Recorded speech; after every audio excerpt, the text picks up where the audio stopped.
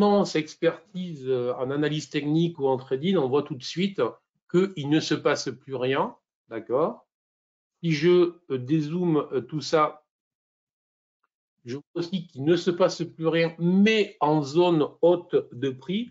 Alors, ce que j'appelle une zone haute de prix, hein, c'est proche des zones résistance, c'est-à-dire que on n'est pas sur des sommets, on n'est pas sur des plus hauts, mais on est proche des sommets. Alors, je vais élargir, là je vais élargir, je ne vais pas rester dans le day trading dans la journée, mais typiquement, on retrouve ce type de comportement dans deux cas tout à fait opposés, soit dans des préparations de cassure avec une accélération vers le haut, voilà.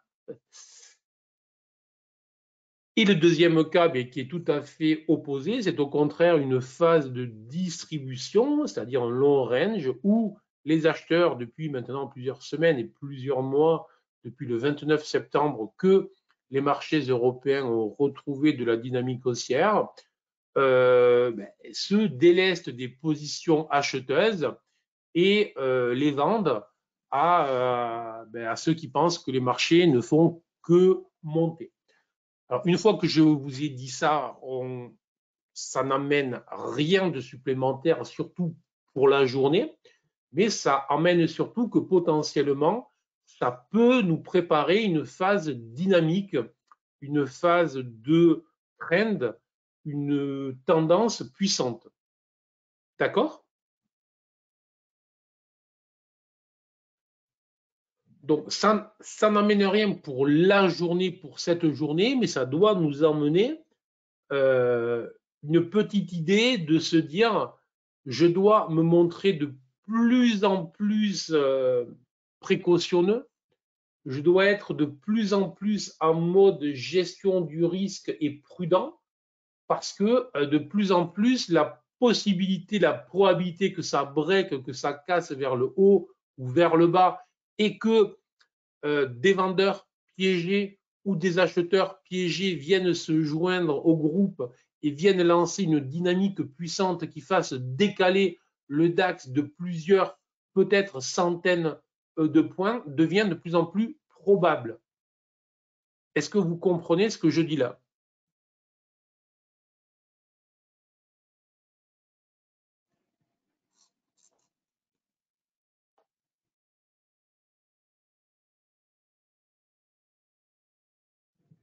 Très bien, on l'enregistre. Très bien. Yes, on attend. Oui, Bernard. Merci, Bertrand. Oui, oui, oui, oui, oui. Oui, on est en train de tendre un ressort. Exactement. Yes. Merci, Thierry. Oui, Agathe. OK, super. Oh, super, Francis. Super. Voilà. Donc, très bien. Donc, ça signifie que là, c'est le plan large. Ça ne doit pas nous impacter en day trading, sinon, effectivement, ça vient nous bloquer. C'est là où des fois le day trading est un peu compliqué, surtout lorsqu'on n'est pas expérimenté. Il faut bien débuter, il faut bien acquérir de l'expérience. C'est pour ça que si je peux vous aider, tant mieux. Mais on doit l'avoir dans un petit coin de notre tête, car si jamais ça break, ça casse, des fois, typiquement, alors je vais vous prendre un exemple bête, imaginons que ça casse les 16 000 points, ça pousse, vous dites ok, ça fait un mois que je vends, que ça paye, je continue, je vends, et là le truc il accélère, il accélère, il accélère, et je sais pas, on apprend que la guerre s'arrête, que le problème de budget américain est réglé, que Jérôme Powell vient de dire que on n'était plus sur une hausse de taux, mais sur une baisse des taux pour la prochaine réunion. Enfin bref, tout va bien dans le meilleur. Et là, wow, tout qui s'enflamme. Et le day trader bloqué dans son schéma depuis plusieurs semaines qui vendait Léo, il se fait détruire s'il ne met pas de stop. S'il ne met pas de stop. Voilà. Grande mèche sur tous les hauts, oui, évidemment, merci. Mais on en voit aussi sur les bas. Hein. On en voit aussi sur les bas. Donc, il y a des mèches sur les hauts, il y a des mèches sur les bas, on est sur un range, et on est sur une hésitation qui commence à être tendue là. Donc, on est proche de sortie possible. Échéance de vendredi freine peut-être les initiatives pour accélérer la sortie. Alors, vendredi, il y a des échéances, notamment sur les options, hein, sur les futurs. Ça va être que sur le CAC. Mais sur le DAX, il y a des échéances options. Donc, on n'est pas sur une grosse échéance trimestrielle. Mais effectivement, il y a une petite échéance ce vendredi. En day trading shorté ou du range ou BSI line, on va rester calme, on va voir ça. Mais oui, pourquoi pas. Attention au bull trap, au bear trap. Ben, yes, c'est ça. Restez toujours neutre. Bon, alors, le plan DAX que je vous propose, je vais vous proposer un plan DAX classique. On va juste se baser sur le fait qu'on est sur un range très marqué. On a bien deux résistances claires. On pourrait même le pousser jusque-là et considérer que l'on en a trois. Donc, on a une forte résistance. On a une très forte résistance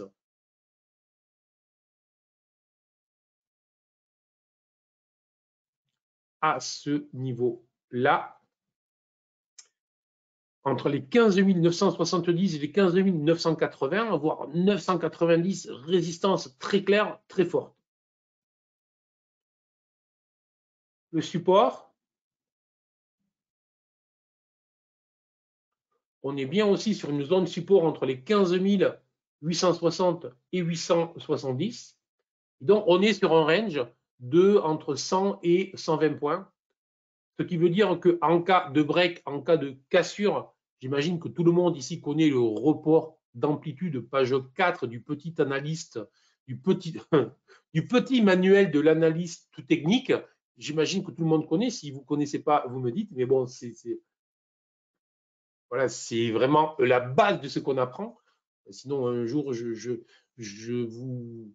je vous créerai le petit manuel de l'analyste technique débutant avec tous ces termes-là. J'ai des vidéos aussi sur ça. Je pourrais les mettre à votre disposition si ça vous intéresse. Ça veut tout simplement dire que si l'on casse le haut, si l'on casse le bas, on a un potentiel de report d'amplitude de 100 à 120 points.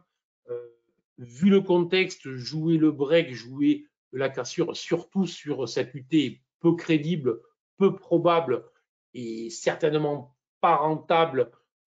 Voilà, donc on n'a pas le choix, il faudra attendre et la cassure et le pullback. Attention, là je suis sur mode prudent. Pourquoi? On est dans un public large, je vous le dis, donc je suis obligé d'aller vers des plans de trading plutôt sécuritaires. J'espère que le message que j'envoie est aussi très clair. On pourrait avoir des plans de trading plus agressifs. Des fois, je vous propose des plans de trading plus agressifs. Donc, l'idée de base du plan du jour, on va la dessiner aussi extrêmement vite. Elle va évidemment fortement ressembler à ce que je vous ai proposé avec le CAC. C'est que tout simplement, si le DAX break les 15 860, si ça casse vers le bas, j'attendrai une zone pullback. La différence avec le CAC, c'est que sur le CAC, je m'autorisais jusqu'en haut du nuage. Avec le DAX, je m'autoriserai jusqu'en bas du nuage, donc sous le nuage. Autrement dit, 15 860, 15 890 pour le moment, on va dire, zone pullback maximale autorisée. Et dans cette zone, vraiment, je regarderai pour des signaux de vente short avec des stops obligatoires au-dessus, signaux de vente short que j'irai chasser en M1 et en M5. Et si je rentre là, objectif sera d'aller chasser une centaine de points vers le bas. Un plan très clair.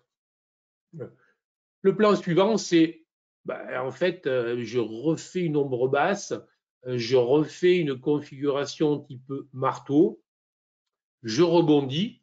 Voilà, il faudra probablement plusieurs heures. Et à ce moment-là, effectivement, je jouerai.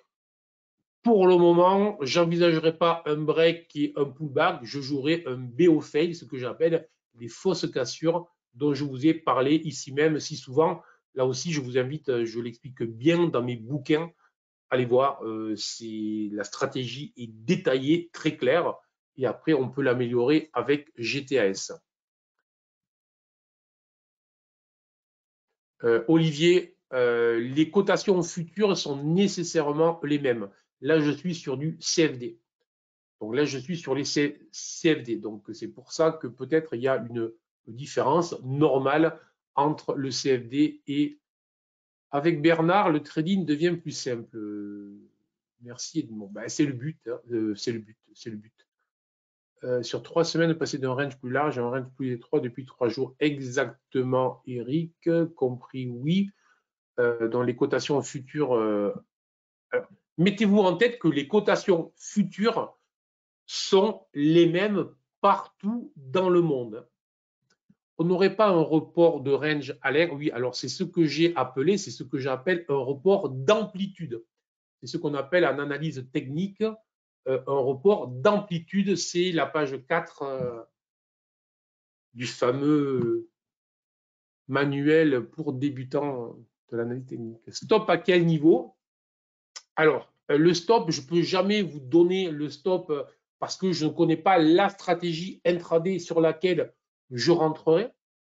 Mais l'idée claire, c'est que si je rentre entre les 15 870 et les 15 890, je ne m'embête pas, je mets le stop juste au-dessus du niveau sur lequel je suis rentré. Voilà Agathe. En rentrant donc sur du 5 minutes ou sur du M1. Le CAC plus faible. Le CAC est plus faible, oui, mais attention, le CAC est plus faible avec une distribution de dividendes. Depuis ces derniers jours, le CAC était en train de rebondir, de remonter. Ok, Olivier, ça marche. On rejoindrait le bas du 11 mai. Oui, Eric. Ok, quand tu parles d'un possible marteau, il pourrait aussi être un BD fail. Est-ce qu'à ce moment-là, on pourrait être acheteur dans le range? Alors, excellente question, Richard. Hier, je vous ai parlé du fait que, de la même manière, je vous ai pas refait ce que je vous disais hier sur le CAC où j'ai pris du temps, où je l'ai détaillé, mais je vous expliquais tout simplement, je ne vais pas vous refaire sur le DAC les mêmes histoires, mais je vous disais aussi, je ne vends pas le support. Le moins qu'on puisse dire, hier, ceux qui ont vendu le support, ils ont pris 100 points dans les dents. Souvent, ils se font stopper et puis derrière, le marché descend. Voilà. Donc, je vous disais bien hier, je ne vends pas le support. Et pour ceux qui veulent acheter le support, oui, c'est possible. Et je vous disais, moi, je ne le ferai pas. Ce n'est pas parce qu'il y a des choses que je ne fais pas que vous ne pouvez pas les faire. Il y a des éléments là où je vous dis, je déconseille, j'interdis si vous voulez, enfin, voilà, il vaut mieux pas le faire, vraiment pas. Et puis il y a, moi je ne fais pas, mais ce n'est pas parce que je ne fais pas que vous ne pouvez pas le faire. Moi, je considère que lorsque je trade, je n'ai pas à courir après tous les mouvements. Si vous avez un biais plutôt haussier, achetez les supports pour le moment et aussi cohérent que ce que je fais, sans aucun problème. Sans aucun problème. D'accord? Bon. Donc, en cas de marteau, comme tu dis, oui, c'est achetable. Je ne le ferai pas. Est-ce que c'est possible? Oui. Voilà. Avec un stop, oui. Tout simplement. Donc, j'espère, Richard, que j'ai répondu. Tout dépend. Alors, intraday ou swing, Alain, j'insiste bien, ici, je parle bien uniquement d'intraday. Lorsque je vous parle de plan de trading, focus des traders, voilà. Je vous fais aucun plan à 2 jours. Aucun plan à overnight, puisqu'on est là tous les jours, voilà. Si on faisait cette matinale tous les 2 jours ou tous les 3 jours, je ne sais pas, par exemple, après cette matinale, je suis en live avec mes abonnés, ben là, on va faire et du day trading, mais aussi des plans potentiels à 3 jours, 5 jours, voilà. Et là, on est sur, là, le matin, on est uniquement en mode day trader. Claire, fidèle à ton scénario, oui, super, c'est plans en intraday, ok, merci, merci, arrêtez, je finirai par le croire aujourd'hui. Pour info, le report d'amplitude, c'est page 163. Ok, Bruno, ok, voilà. Je crois connaître le livre dont tu parles, voilà. Je ne l'ai jamais lu, mais je crois que je ne l'ai jamais lu, ce livre. Je le connais. Ouais. Je ne l'ai jamais lu, par contre. C'est vrai. Je l'ai écrit. Je ne l'ai jamais lu. Allez, on y va, parce que du coup, j'ai pris beaucoup de temps aujourd'hui. J'espère que ça ne vous embête pas. J'ai fait vraiment un gros focus sur l'Europe ce matin. J'espère que ça ne vous embête pas. Alors, on va zapper, si vous le voulez bien, le dos où on va aller très vite sur le dos et on va aller tout de suite sur le Nasdaq.